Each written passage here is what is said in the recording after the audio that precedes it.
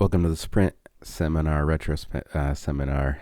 I am Torlando, and we're going to jump right into it. Just a quick update or announcement. I've got a couple tour dates coming up. I'll be in San Jose, California on March 28th, teaching a workshop, Get the Work, Do the Work Sprint workshop in San Jose, California on March 28th. And then I'll be in Columbus, Ohio on April 4th, teaching a workshop in English. Same deal, Sprint OS, Get the Work, Do the Work. We're going to jump right into this seminar. So last week I was at the PCA Expo and had a wonderful time. I met a lot of different contractors, some brilliant contractors, kind, emotionally aware contractors, and overall it was a really great experience.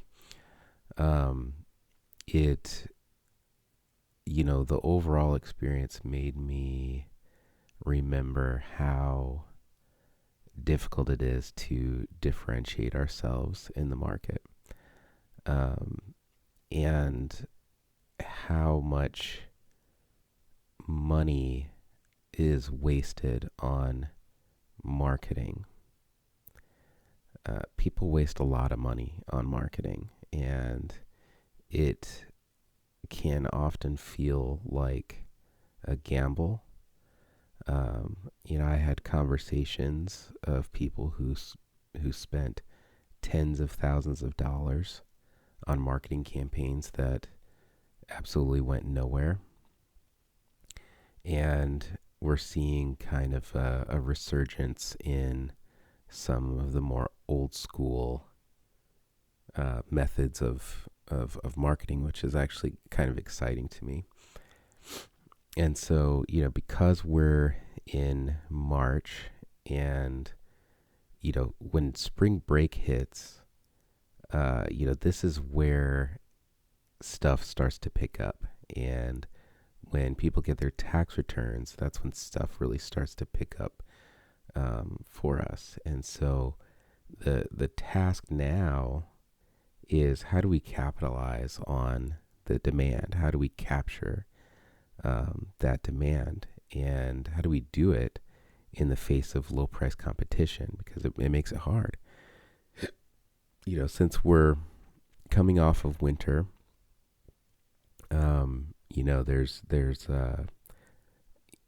there's a decrease in demand in the winter, mostly because of holiday spending. And it's also in many parts of the country, it's just cold. So it's too cold to paint. And culturally, people think about home projects in the summer. And so demand drops. That means that the increase of availability or worker supply goes up, and as a result, prices go down. That's supply and demand. And so, in previous episodes, I've talked, sessions of the retro, I talked about how important it is to know your break even and to have a plan around price adjustments that are dependent on seasonality. When you're doing your marketing mix and you're coming up with these plans, those are things that you have to take into account. You have to take into account the fact that as we compete for this initial demand, there is going to be a little bit of a price competition, but that quickly the low priced competitors that have a decent reputation, they're going to get snatched up quick, and then you'll start selling more. And I think the ultimate question is, how do you avoid the price competition? How do you get around the 3 quote problem, where people are getting 3 quotes and they're kind of comparing you with other brands. How do you differentiate? And, this is, in my opinion, where brand comes into play. And so the biggest part of this workshop is going to be discussing, why does brand matter? So let's just kind of take on the 3 quote problem, right? The 3 quote problem, it's good for the consumer. It's makes it tough on us business owners, right? And the problem with the 3 quote is that it signifies a few things. It signifies that maybe we're more of a commodity service than we thought.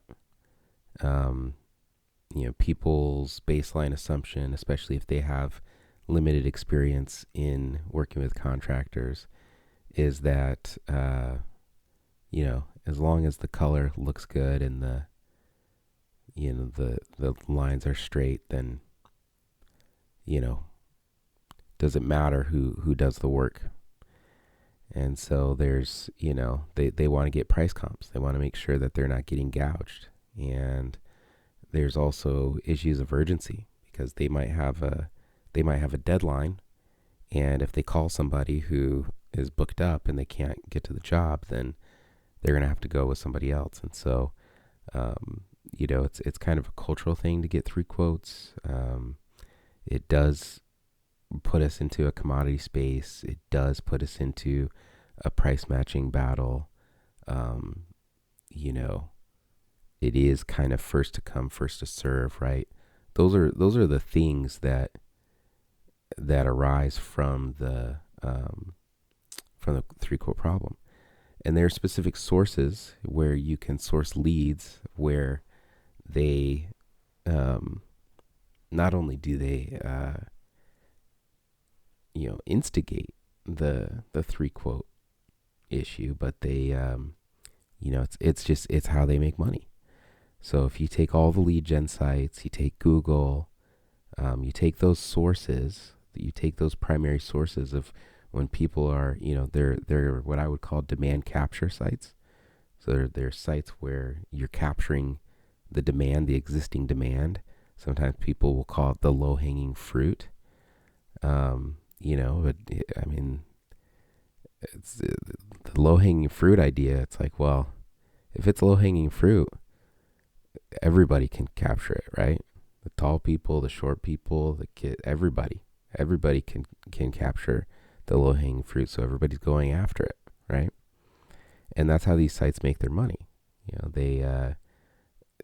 You pay money to bid for placement, top placement, and you're kind of banking on the idea that the consumer is going to click on you. And these sites will have everybody pay for the same customer. And, it's like, yeah, if I could charge somebody and get, $100 for a lead,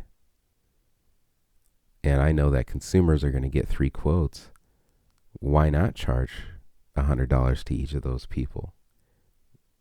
And then I'll triple my money, right? So that's where these sites are coming from. And so they perpetuate the 3 quote problem, mostly for themselves and of course mostly for the consumer, because ultimately competition is good for the consumer.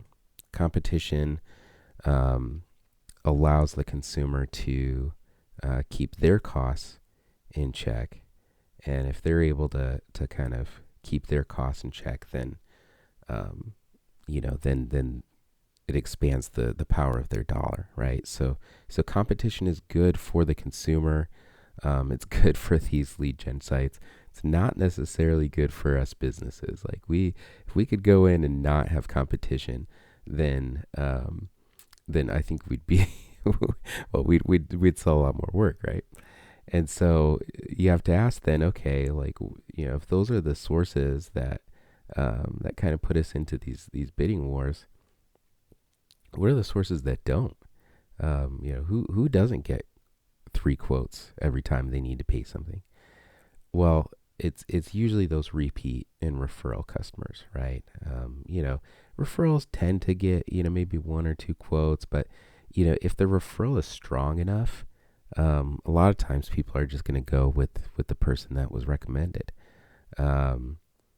There's of course your repeat customers, the people who they're like, well, I've already found my painter. I've already found the people that I want to do it. And one of the things that I learned at this conference, I heard this from I think two different sources of painting companies and individual sales reps that sell well over $2 million. And what they said is that new leads tend to have a closing ratio of in the 30 percentile range, whereas repeat and referral have closing ratios in the 80 percentile range. And so what ends up happening when people do their numbers, people love averages for some reason. I mean, averages have their place. Don't get me wrong, but averages, the problem of an average is that it tends to share the story of no individual component of what you're measuring. And so if you take the average of all of your lead sources, including repeat and referral, including Google, including Facebook, and if you use Angie or whatever, if you take the average of all of it, then you're going to be looking at a closing ratio of between 40 and 50%. And that's and those are numbers of sales reps that do quite a bit. There's a section at Expo that was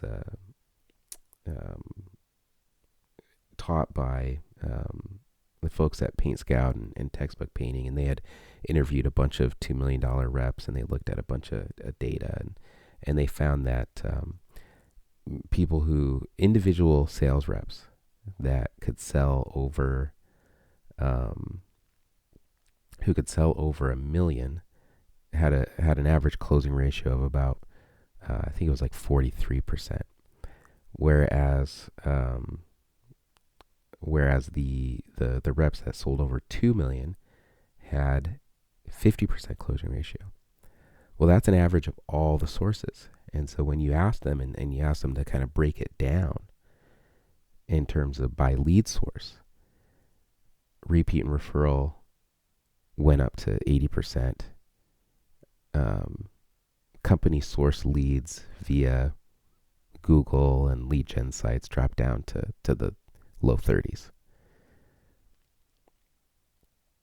And so, what that tells you, what that means is that repeat and referral, your closing ratio is going to go up. Why? Because they're not getting multiple quotes.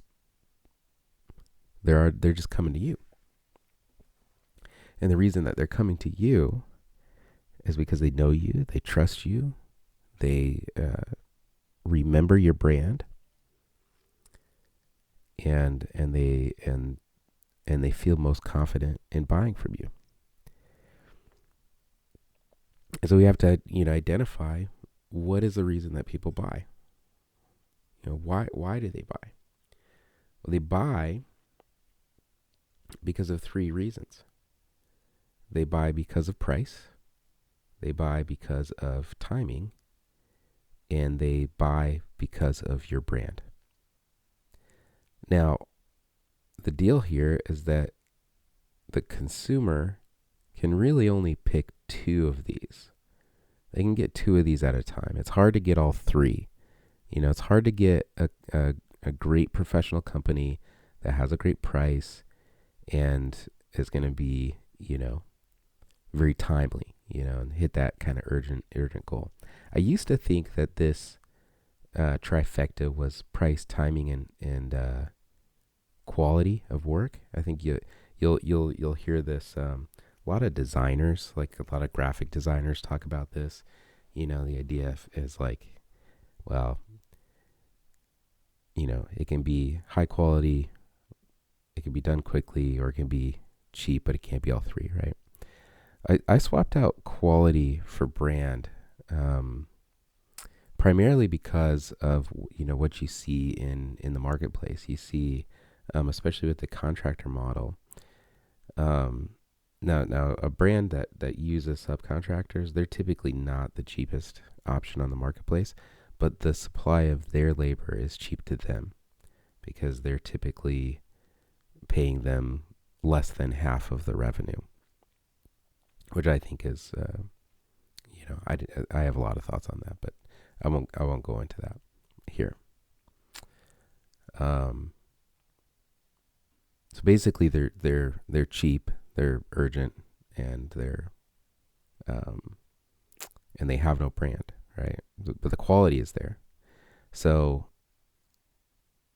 the reason that I swapped out professional brand is because it is encompassing of the quality of the work. It is encompassing of the it's encompassing of the experience.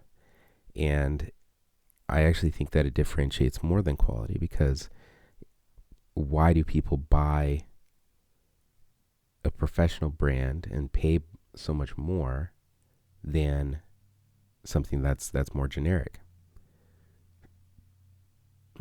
And the subcontractors of our industry, some who probably shouldn't be in our industry, but others who have really outstanding and amazing work, they show up in an unmarked vehicle and with just their paint store shirts and everything, and that's like they're like the generic brand, right? If you go to a store, you see the generic brand, and then you see the household brand name. The household brand name is always more expensive than the generic brand. It's always more expensive, and people buy it more. Why? Well, because brand solves problems. When you have a strong professional brand, you differentiate yourself from other competitors. You differentiate yourself from the generic brands that are out there, the generic subcontractors. You differentiate yourself.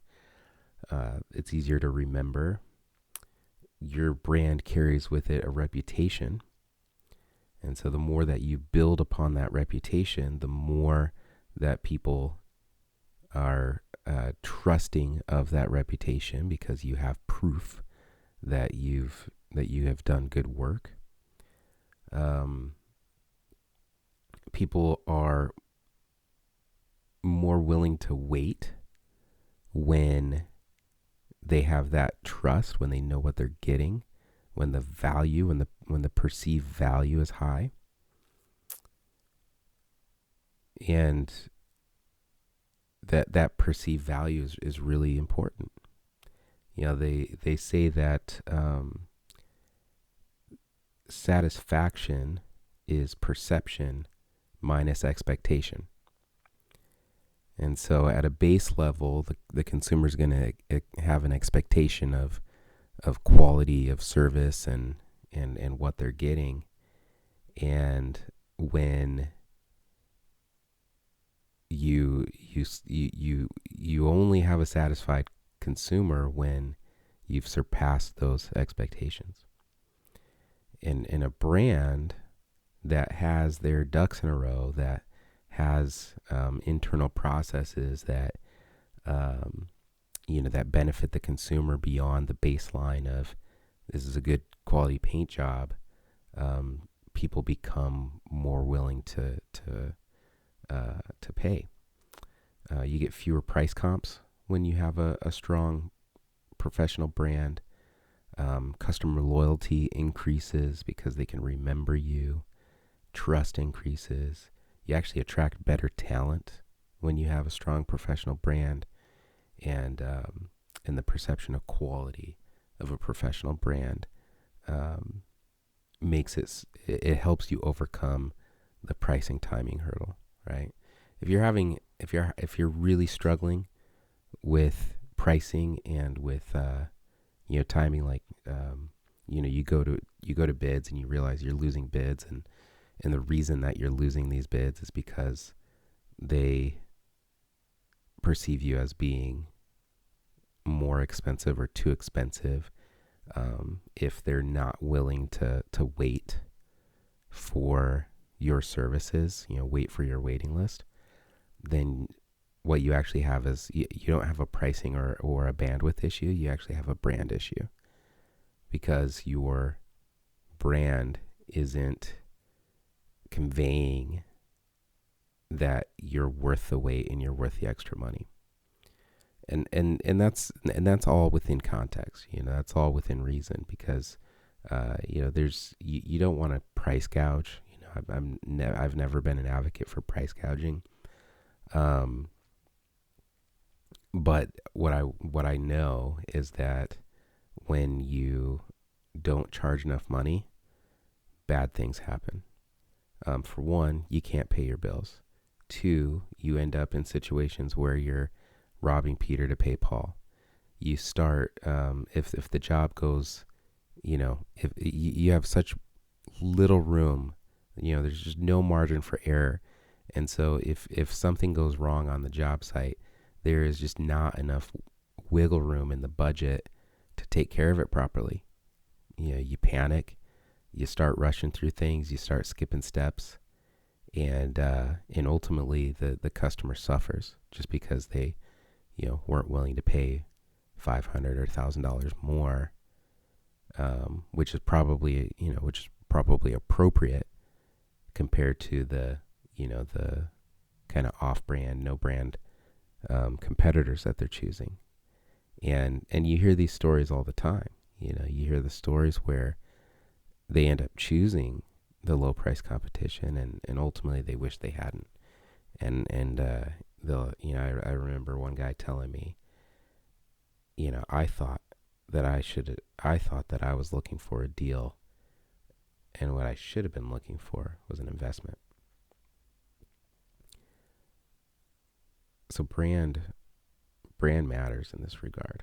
Brand sends a signal to the customer that you are going to take care of them, right? That's what your brand should be doing. It should be conveying that level of trust and reliability.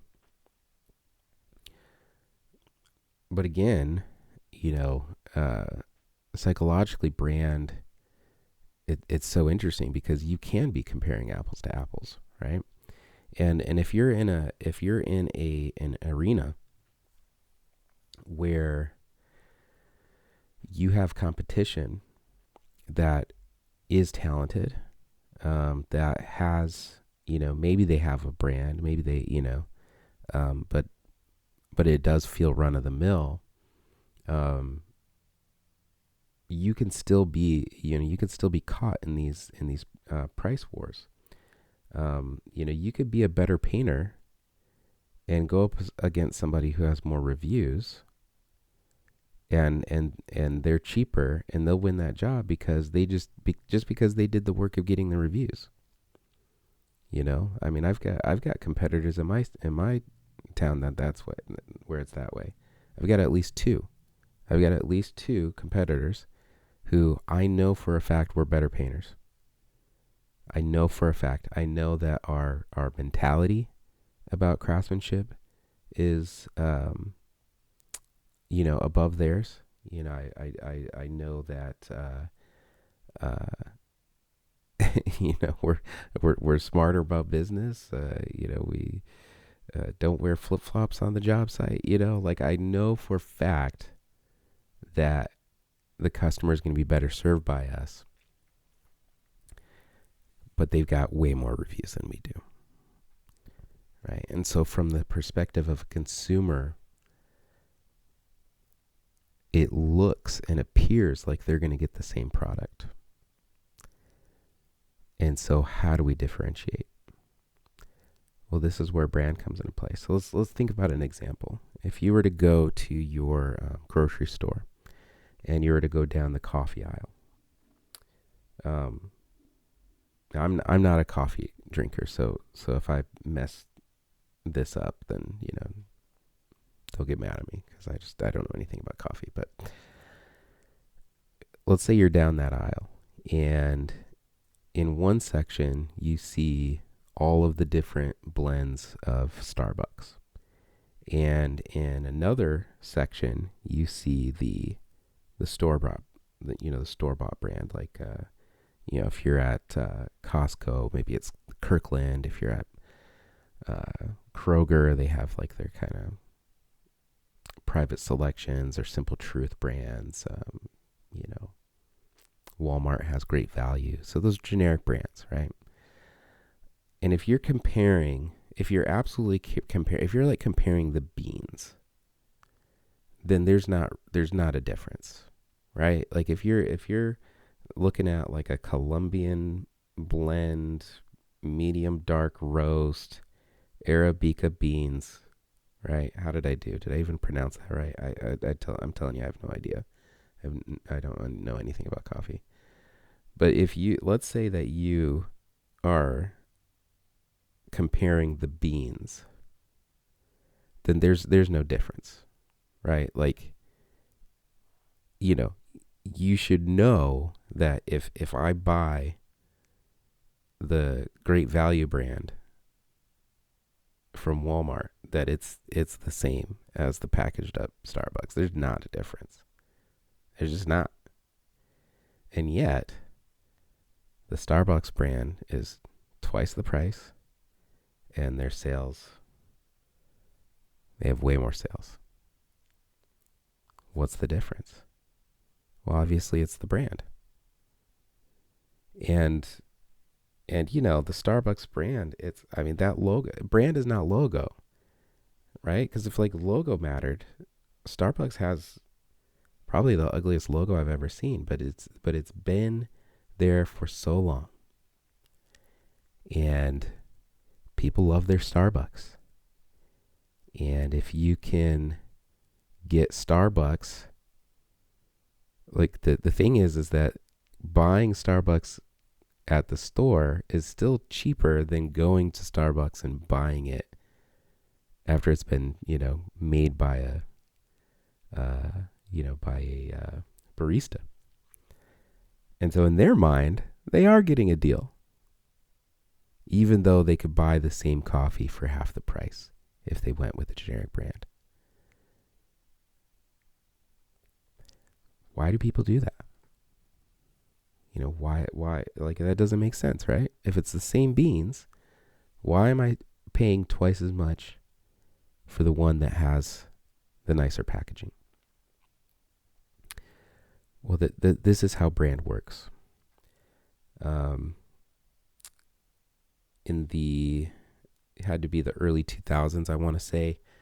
Apple had a series of commercials. They're probably my favorite commercials.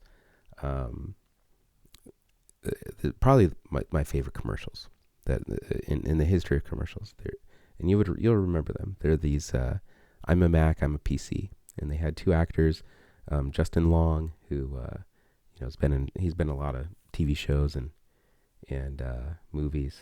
He was in Ed, if you remember Ed, the bowling alley lawyer with Tom Cavanaugh. He was in that. That was kind of his debut. And then you had John Hodgman, who was he was like a correspondent on the Daily Show for a little while. And the way that they did it is it was a pretty like nondescript commercial. It's kind of a white background, the two of them, and Justin Long would come in, and he was kind of had a casual but like nice kind of dress code. John Hodgman had kind of a stuffy suit, and they didn't say their names. They just said, "Hi, I'm a Mac and I'm a PC." And they would have these little debates, and they always made Apple, the Mac guy, look cool, relaxed, you know, not nerdy, right? Because back then computers were still, pretty nerdy. And then John Hodgman played, a total nerd, right? And he was awkward. He was cumbersome as a human being. He was stuffy. He just was the complete opposite of the Apple, right? And the in the Mac, they didn't like make him out to be like a bully or anything, but there was just this clear like, well, who do you want to be? Who do you see yourself as? Do you see yourself as this PC guy? I don't think so. Who do you aspire to be? Well, I would rather be a Mac. And that is brand. Brand helps you form a personal identity. And understanding that element of brand is probably the most important thing that you can discover. Brand helps you form a personal identity. And if you look back to like your middle school days and you just remember like, you had to have those, those particular shoes. You had to have those, Reebok DMX shoes with a specific number of air bubbles, or else it wasn't, the right shoe. And, you had to have the right stuff, or else your social life was over. Right? You remember that in middle school, you had to have the right kind of jeans. You had to have the right kind of backpack. You had to shop from the specific store. If you didn't get, there were some kids, if they didn't have a full wardrobe of Abercrombie and Fitch, their social life was over. We have not evolved from that. We haven't evolved from that. The brands that we choose, they help us feel belonging in our community. Like let's stay on that middle school, example for a second. So in my middle school, I grew up in Michigan. In my middle school, there were two social groups, at least two dominant social groups, the ones that we were aware of. This is so bad. It's just like so typical, like middle school. But there were the preps, and the preps are the ones that wore, the Abercrombie and Fitch and American Eagle and Doc Martens and that kind of thing. And then there were the scrubs, and they couldn't afford Abercrombie and Fitch, and they couldn't afford Doc Martens, and they just kind of wore whatever, the Boss and that kind of stuff, right? And it's like, well, which group do you want to belong to? Like, and if you don't want to be labeled a scrub, then you gotta get your parents to fork over the dough and spend that money on the Abercrombie and Fitch. And kind of a unique thing happened, right? I mean, maybe not so unique, but it created kind of this us versus them thing, and these poor folks called the scrubs, and not poor from the standpoint of money, because some of those kids, their parents were fine. Their parents were also reasonable. And but they kind of reclaimed the term, and they hated the preps. And I'm proud to be a scrub. I'm a scrub, and that kind of thing was going on. And I personally found myself kind of stuck between the two groups, because the bus that came to my neighborhood, all those kids on that bus, well, they hung, they'd get off the bus at the school courtyard, and they'd go to their group with the scrubs, right? Because I just didn't live in that kind of a neighborhood. But the challenge was that, as you can imagine, because of the community that I grew up in, not every kid had the support at home to do well academically. And but I was doing all right academically. I was always doing all right academically. And so when I would go into my classes, my specific classes that I had, my classmates weren't the scrubs. My classmates were the preps. They had more support at home, you know? And so even though I got off on the bus with the scrubs, my friends were actually the preps. But I couldn't afford the Abercrombie and Fitch. So what did I do? I became one of those floaters.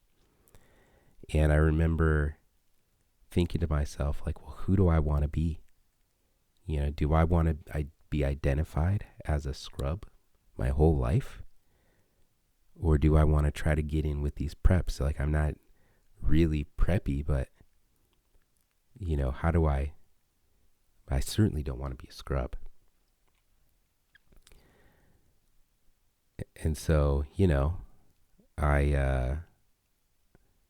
I worked hard to try to infiltrate that group, and they're look, they're good kids in either groups, and there are bad kids in either group, right? So they're middle schoolers, you know what I mean? So I got to have some compassion for the whole situation.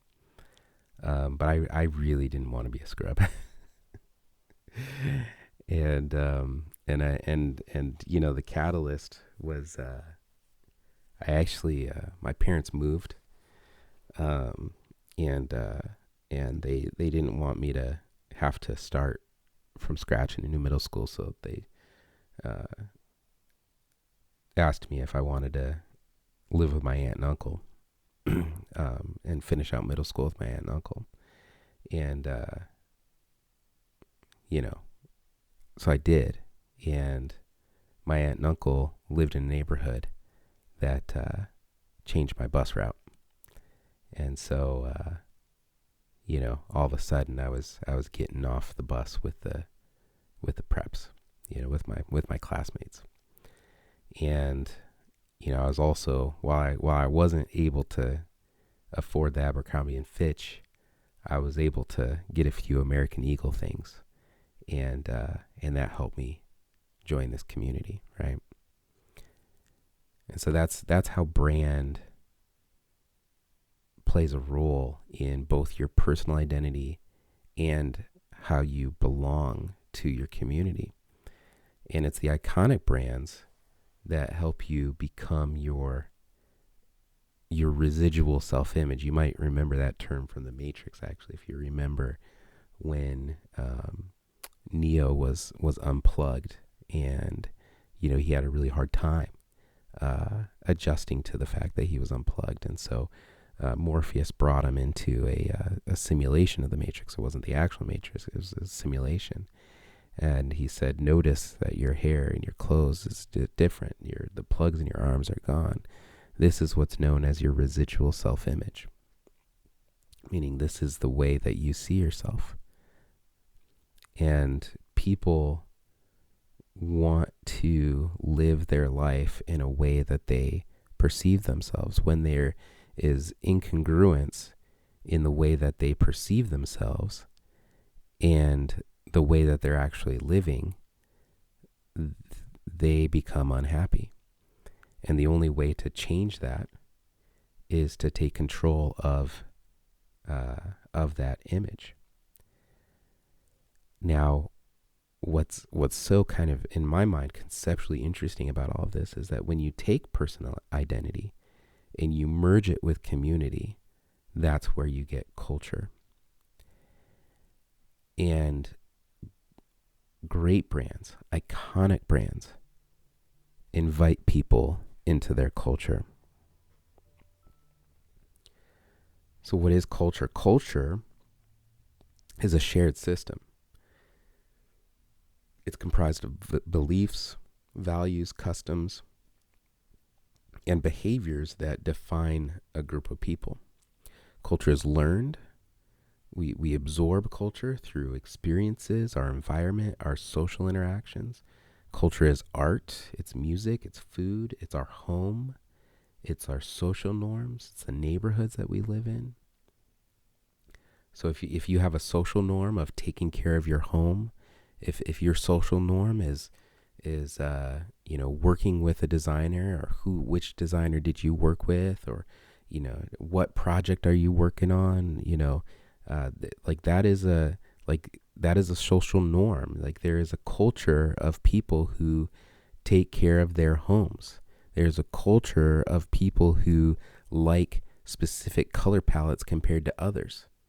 There's a culture of people who they define their best selves as having a home that is neutral, versus people who define their home and their life and who they are by a color palette that is extravagant and unique and eclectic.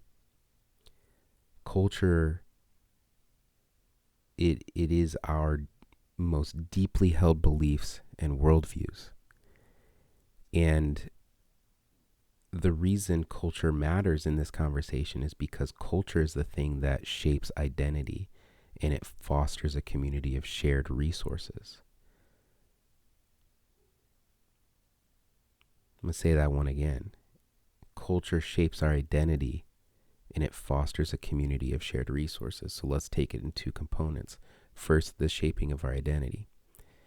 If the things that we buy helps us to find personal identity and community belonging, then the things that we buy determine the culture that we live in. And so if you are a brand, if you have a brand, whether you are intentional about this or not, the yard signs that you put out, the way that you decorate your van, the shirts that you wear, that creates a painting of what our society and culture and community look like today. If you think about like Las Vegas, and you go down the Las Vegas Strip, if you've ever been, it is loud, it is flashy, it is bright, it's chintzy. And in an attempt to stand out, everything is as bright and loud and flashy as it can possibly be, which means nothing stands out. Nothing gets your attention because it's stimulation overload. And so when I look at certain types of vehicle wraps, and I look at certain types of marketing, and when I identify it and see it as something that's just designed to get attention, I think if that's what we do for everything, if that's all of our branding and advertising, what does that do to our culture? As a society, we create a Las Vegas culture, and in that style of attention grabbing, that doesn't invite anybody into the culture. So instead, our brand has to help people affirm their identity. Our brand has to be something that when they say, yeah, we got our house painted and we got it done by Craftsman Painter, that says something about who they are to their community. Because if the purchasing choice that they chose, if that can speak to their community and give them a sense of belonging, i.e., I also used Craftsman Painter and I had a great experience. And everybody knows, where we fit price-wise and where, all of that. So that says something. You used them, we used them. we're the same. We belong. We identify with each other. Culture really matters. So let's take that fostering of community. So when you foster community, then what's happening is you create a basin of shared resources. And so if you know, and let's kind of go back to that middle school example. If you can afford Abercrombie and Fitch, and the kids in your neighborhood can afford Abercrombie and Fitch, then what you're going to say, oh, where'd you get that shirt? I got it from Abercrombie and Fitch. Now that sends a signal, oh, if I buy Abercrombie and Fitch, then I will belong in this group. And so you want to be part of that shared resource pool. You want to be the one, oh, I have the name of a great painter. Oh, have you used Craftsman Painter?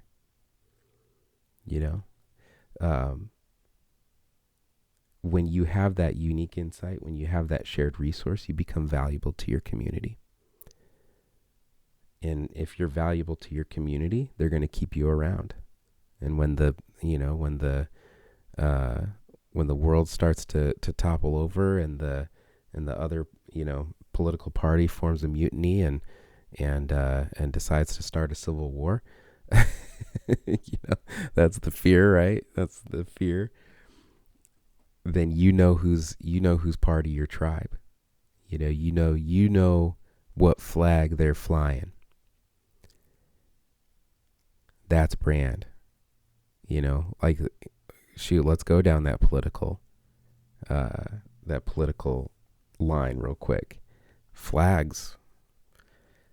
That's all politics is anymore. It's just flags. And it doesn't matter what these people believe anymore. Used to. Politics used to be about your stance on issues. Not anymore. Politics is purely about identity. And if you wave one flag, that tells everybody who you are. Doesn't tell you necessarily what you believe. It tells you what your culture is. If you wave another flag, it says everything you need to know about that person. And so these flags, these brands, they carry significance, and I like to call them bat signals to the brand. What's your bat signal? What does it mean? Right? I'm not talking about just what your bat signal looks like. I'm talking about, what does it mean? When Jim Gordon turns on the bat signal, who comes? The Batman comes. Who runs away? The bad guys run away. And so when your brand becomes a bat signal, the good customers come, the ones that you want. The good employees come, the ones that you want. They're the ones that come. And the people who run away, it's all the bad fits. It's the projects that you don't want to do. It's the employees that you don't want to hire. The bad stuff goes away. So brand is it's visual, and it's a verbal signifier. It tells the person that they're in the right place. And there are two components of the brand. There's the image and the message. The image provides a visual recognition. You want instant identification. You want to know, okay, I'm instantly in the right place. Back when Apple got into music devices, they came out with the iPod. One of the best things that they could have done, because MP3 devices were super new, the landscape was was open. Microsoft came out with a product called the Zune. At the time, realistically, it was probably a better product than the iPod. But it fell flat. Why did Apple win? There are people who argue this. Sure, they had a great start with selection, with the iTunes store. But some people say it's actually something much more simple than that. It's the fact that everybody else had black headphones and they had white ones. If you remember their earpods, they were white. And they would show these commercials and they would show people wearing the white iPods, and that distinguished. And Apple has always been so clever and so smart about leading with culture and inviting people into their culture. It's the people in their commercials that move the culture forward and say, this is who we are, this is who buys from us. And if you are like these people, your earpods will be white. That's what it was. It's that visual recognition. It's that first impression, right? And so you have to develop a brand that influences perception instantly in that way, and you have to be consistent with it. Brand marketing, it's an exercise in memorization. People will feel more comfortable with the things that they remember. There are studies that show that the reason that people believe lies, especially coming from like politicians, for example, is because of the repetition. If the politician stays on the lie and repeats it and repeats it and repeats it and repeats it and repeats it over and over and over again, eventually the people accept that lie as truth, especially the ones that are under their fellowship. It's a tactic of abusers, to be honest, and manipulators. So you have to wield these things very carefully, because we don't want to be manipulators. But because this is how human psychology works, if we don't rehearse our brand in our local market, people will not remember us. The second component, of course, is the messaging. This is your voice. It's the personality. It's the way that you show up on social media. It's the written words, the spoken words. It's your values and mission, who you are and what you stand for. It's your story, the story of your brand. And we get real clear on that at Craftsman Painter, right? Like when we think of our voice, we're more of a, we try to be a little bit more hip. We try to be authentic. Like being authentic is really important to us. Authenticity, which is why I write less and less conversion copy. I'm a trained copywriter, and I know all of the tips and tricks, and I've moved more towards authentic expressions that are invitations to our culture.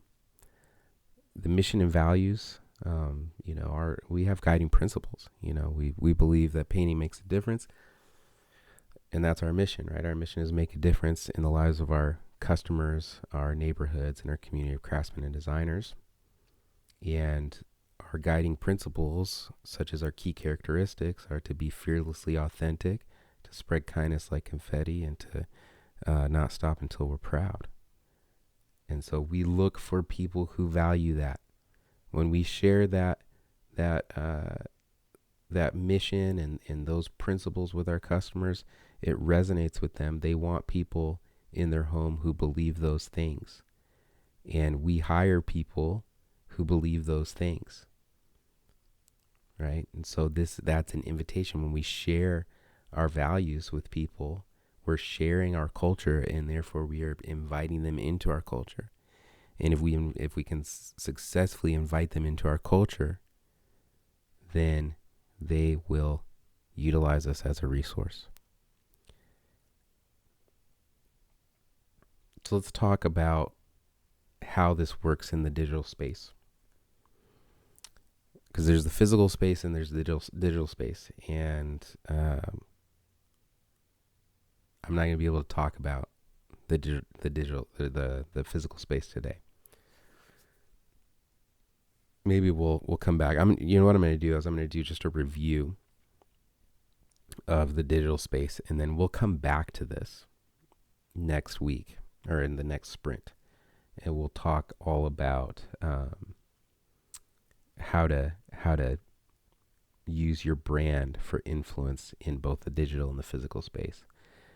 But the preview of the digital space is this: you have your social profiles, you have your website, and you have email. Those are the core channels where you can convey your messaging and your brand in the context of more of a marketing effort. Of course, you have other channels of communication. You have phone and text. Phone and text, they're better sales tools than marketing tools, in my opinion. I don't think I would ever want a texting, like a marketing, like if somebody's texting me, it really just needs to be like action oriented. That's how I feel. I would be bothered if anytime I get like a spam or a marketing text message, I reply stop instantly. So you have your social profiles, you have your website, you have your email. The purpose of a social profile is actually to build affinity, and to do it in a way that is that initial invitation to your brand. It's that invitation to explore. It's that invitation to connect. And there are three profiles, there are three companies that matter here, and they're the big three: Google, Meta, and Microsoft. And you might be surprised that I said Microsoft. I say Microsoft because of LinkedIn. They own LinkedIn, and Meta, of course, owns Facebook and Instagram, and then Google owns Google Business Profiles and YouTube. And so, with Google here, notice that I'm not talking about search in this instance. I'm talking about the Google Business Profile, which is a social profile. It's a directory listing. It is one where if somebody is searching, in their area, in their maps, they're going to see you, and you're going to have a profile.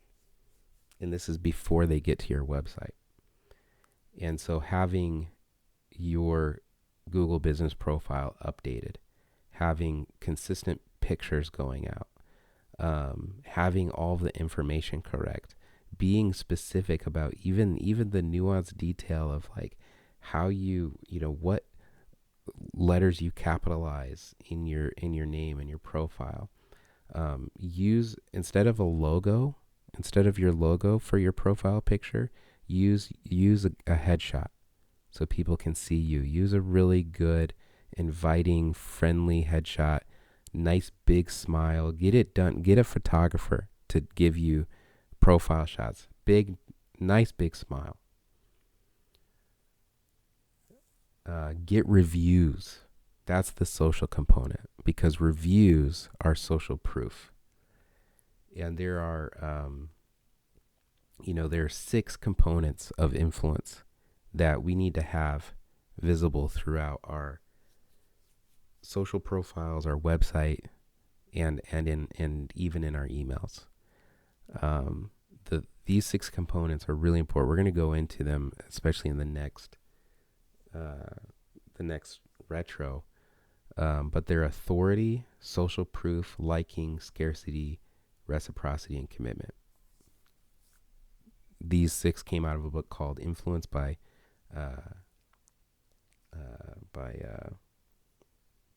an author named Csikszentmihalyi. Nope, that's the book Flow. Robert Cialdini wrote Influence. These are the components: authority, social proof, liking, scarcity, reciprocity, commitment. Right. So with your social profiles, and don't discount YouTube. Do not forget about YouTube. YouTube is the second largest search engine in the world. And video is such a powerful platform. YouTube, Facebook, Instagram, all highly visual communication. You can post videos and pictures on Google Business Profile.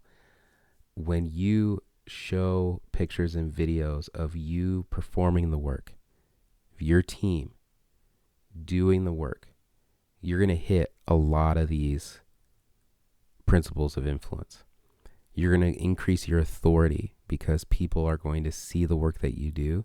They're going to see that you know that what you're doing, and they're going to trust that when you come in, that you're going to do a good job. People need to, in no time in the history of the world have people been able to see the results of what they're getting in services until after they get them.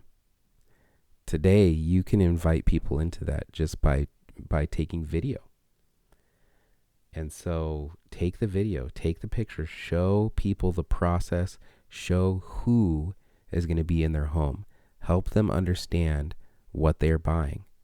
Because they're buying 2 things. They're buying a process, or in other words, an experience, and they're buying an outcome. Too often, people do before and afters. I don't even like before and afters. I like the afters because it shows what they're getting. But the process and the experience, they're buying the experience of getting their house painted just as much as they're buying the end outcome. And the thing is, here's the differentiator, right?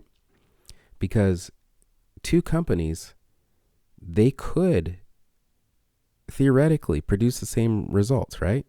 2 companies, what do we need? We need a color, we need straight lines, right? That's the end outcome. And 2 companies can produce that. But the difference maker is the experience. Because the experience and the process of working with a company, that's what ultimately differentiates the end product. People are buying both of those things. And taking pictures and video of your work and putting it on Google Business Profile and YouTube and Facebook and Instagram and LinkedIn, that gives you authority, and it helps people like you. Because people want to do business with people that they like. They are influenced by people that they like. And if you can put your personality, your voice, if you can put that into the video, then people are going to latch onto that, right? They're going to be influenced by that. They're going to be able to trust who is going into their home. Then, of course, you have the website, right? And your website is going to be linked in all of these social profiles. And the purpose of the website is to influence the site visitor to make a purchase. Now, a couple things that have to be there are two components, in my opinion, and I have a very new and informed way of building websites that is based on all of this psychology, and it's different than how you might think.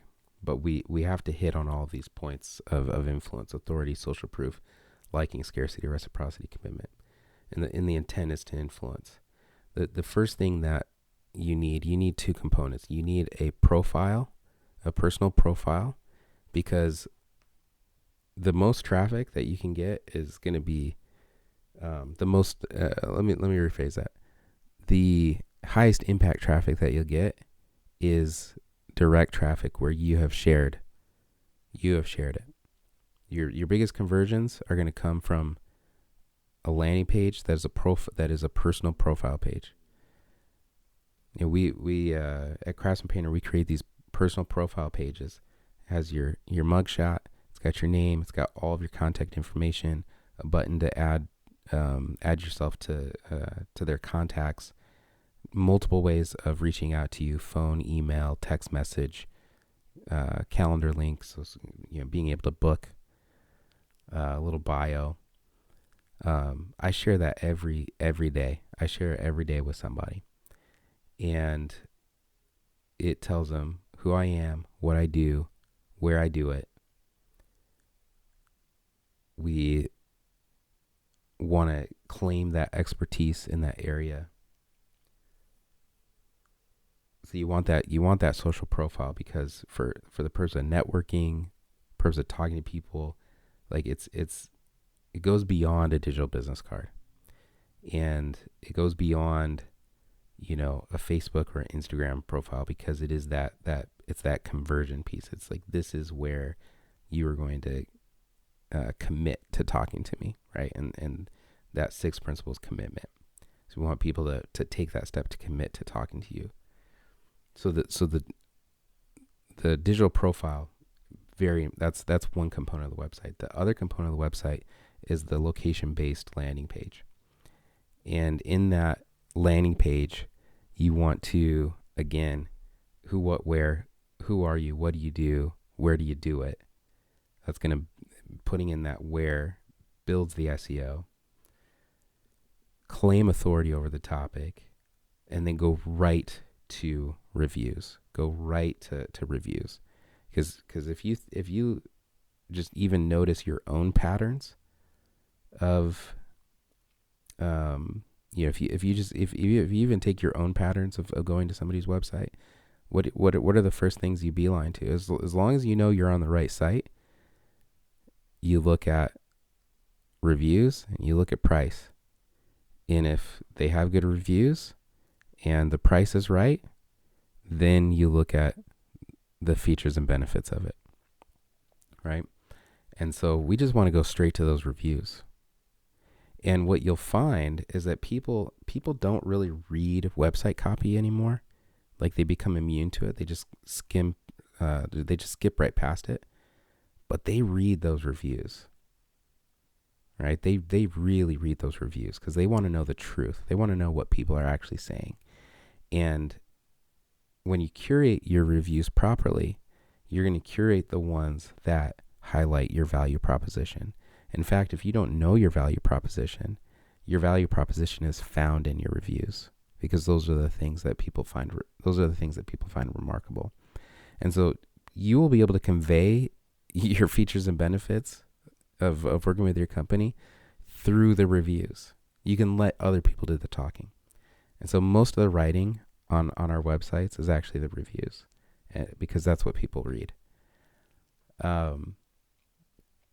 When you do need an offer section on your website, because people need to know what they're buying.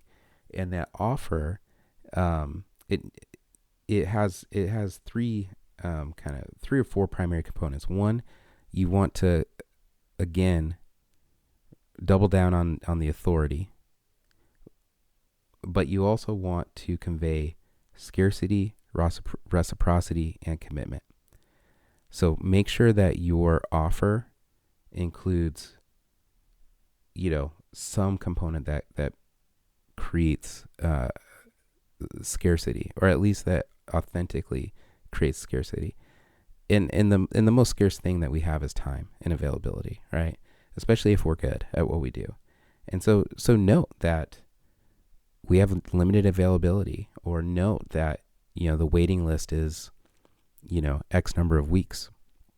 Create that sense of scarcity, of supply. because it's actually there. It's always there. It's there in every painting company. Reciprocity. Offer them something free so that they feel obligated to return in some way. Our freebie is that, we offer the color consultation on every job that we do. And we offer it with a certified color designer. Again, there's that authority, there's that freeness, but you have to commit, right? You have to commit. If you want the freebie, you do have to commit to doing the project, and you have to commit to calling us. And that commitment, that's the call to action. We want them to commit to doing something. If it's too easy, if it's too much of like, oh, you just get your price online and there's no commitment there. We want them to schedule an appointment. Now, they're not always going to be ready for the appointment.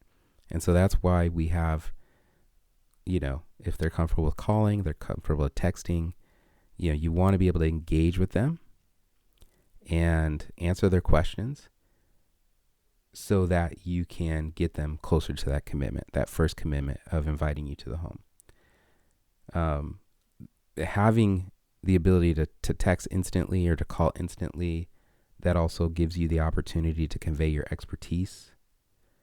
If you are natural in your conversation and it is an actual conversation and not just, automation, then people are more likely to like you and they want to go with people that they like. And so if they have a nice experience right out the gate, and they like what they're seeing and they like who they're talking to via text message, they're likely to move forward with you, right? So improving your likability is really quite important. Those are the components of a website, and we'll go more into this in depth in the next retro. So make sure that you tune into that. The last component of brand influence in the digital space is email. Don't forget email. The purpose with email is to keep the love alive. There are 4 primary types of emails. There's an information email, which is just pure you need information, here's the information. There are coordination emails where you're coordinating back and forth. There are commitment emails where you're asking the buyer to commit to something. And then there are KLA emails, which stands for keep the love alive. And so these are kind of a nurturing email where you're regularly sending interesting content that is intended to, keep the love alive. The liking aspect. We want people to continue to like us. And if we send spam, they will not like us, right? But if we send content that's interesting and fun and useful, then that's how we keep the love alive. So that's the message here.